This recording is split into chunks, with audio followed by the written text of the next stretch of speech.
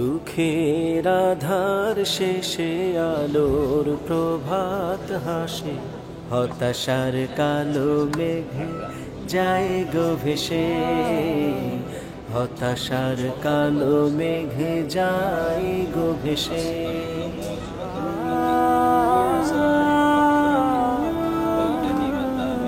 কোরআনের পাতায় পাতায় দেখো ইমানের পথ ঢাকা ব্যথার কাটায়। কোরআনের পাতায় পাতায় দেখো ইমানের পথ ঢাকা ব্যথার কাটায়। ভেঙে পড়ো না কভু হতাশ হয়ে, ভেঙে পড়ো না কভু হতাশ হয়ে। জ্বলে পড়ে খাঁটি সোনা হও গো শেষে, জ্বলে পড়ে খাঁটি সোনা হও গো শেষে।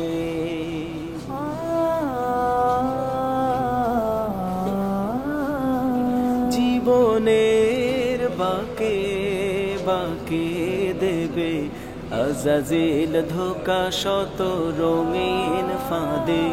জীবনের বাঁকে বাঁকে দেবে আজাজিল ধোকা শত রঙিন ফাঁদে। রাসূলের পথ চিনে নিও তুমি, রাসূলের পথ চিনে নিও তুমি।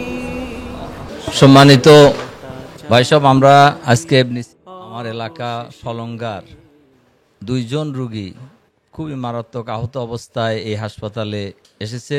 একজনের নাম হলো ইয়াসিন এবং শেহাব। এরা দুইজনই খুবই সিরিয়াস আহত হয়েছিল এবং আলহামদুলিল্লাহ বিভিন্ন হাসপাতালে প্রথমে সিরাজগঞ্জ নেওয়া হয়, এরপর তাকে বগুড়ায় নেওয়া হয়, এরপরে সর্বশেষ তাকে তারা রেফার করে ঢাকায় ইবনে সিনা হাসপাতালে এখন চিকিৎসাধীন আছে। আমরা এই দুই রোগীকেই দেখছি এবং দেখার পরে দুই জায়গায় ডক্টরের সাথে আমাদের কথা হয়েছে। একজনের অপারেশন হয়েছে, আলহামদুলিল্লাহ অপারেশন সাকসেসফুল হয়েছে। আর একজন অপারেশন বুকে গুলি লেগেছে, তার অপারেশন আজকে বোঝা যাবে অপারেশন কখন করবে। তা আলহামদুলিল্লাহ আমরা তাদের জন্য দোয়া করেছি। এই হাসপাতালে যত রোগী আছে সবার জন্যই দোয়া করেছি।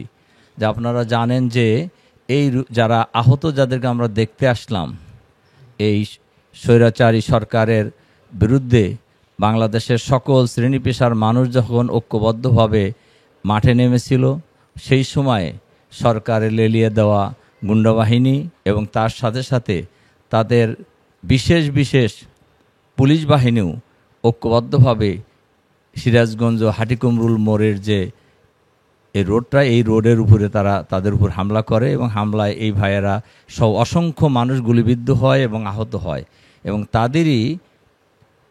তাদের মধ্য থেকে দুইজনকে গুরুতর অবস্থায় এই ইবনে সিনা হাসপাতালে আনা হয় এবং তারা চিকিৎসাধীন আছে। আমরা তাদের জন্য দোয়া করেছি, আপনারাও তাদের জন্য দোয়া করবেন, তারা যাতে করে দ্রুত সুস্থতা লাভ করে। আর এর সাথে সাথে আমরা দেশবাসীর কাছে আহ্বানও জানাই যে স্বৈরাচারের পতন যখন কিভাবে হয় এটাও জাতি খুব ভালো করেই লক্ষ্য করেছে। কাজেই যুগে যুগেই স্বৈরাচারী ভূমিকা যারা পালন করেছে তাদের পরিণতি এরকমই এক পর্যায়ে হয়েছে, কিন্তু যখন জুলুম করে তখন তারা বুঝতে পারে না। কাজেই ক্ষমতায় যারাই থাকেন, যারাই আসেন, তাদেরও এই বিষয়টা বিবেচনায় সকলকেই রাখতে হবে যে ক্ষমতা কোনোদিনই কারোর জন্য চিরস্থায়ী হয় না। কাজেই সবাইকেই ক্ষমতা পেলে ক্ষমতা ব্যবহারের ব্যাপারে, ক্ষমতা প্রয়োগের ব্যাপারে ন্যায় এবং ইনসাফের ভিত্তিতে যদি করে তাহলে তার পরিণতিটা এরকম কোনো সময় হয় না। কাজেই আমরা স্বৈরাচারের পতনের ইতিহাস পড়েছি, কিন্তু এবার এই দেশবাসী স্বৈরাচারের পতনের দৃশ্য লক্ষ্য করেছে যে স্বৈরাচারের পতন হলে মানুষ কিভাবে উদ্বেলিত হয়, উৎফুল্ল হয়, আনন্দিত হয়, আর স্বৈরাচারকে কিভাবে পালায়া যেতে হয়, সে যত ক্ষমতাধরই হোক না কেন। এটা জাতি এবার ভালোভাবেই প্রত্যক্ষ করেছে। এর থেকে সবাই শিক্ষা গ্রহণ করবে, ক্ষমতাসীন মহল, আমরা এটা আশা করি। আল্লাহ হাফেজ। আসসালামু আলাইকুম ওয়া রাহমাতুল্লাহ।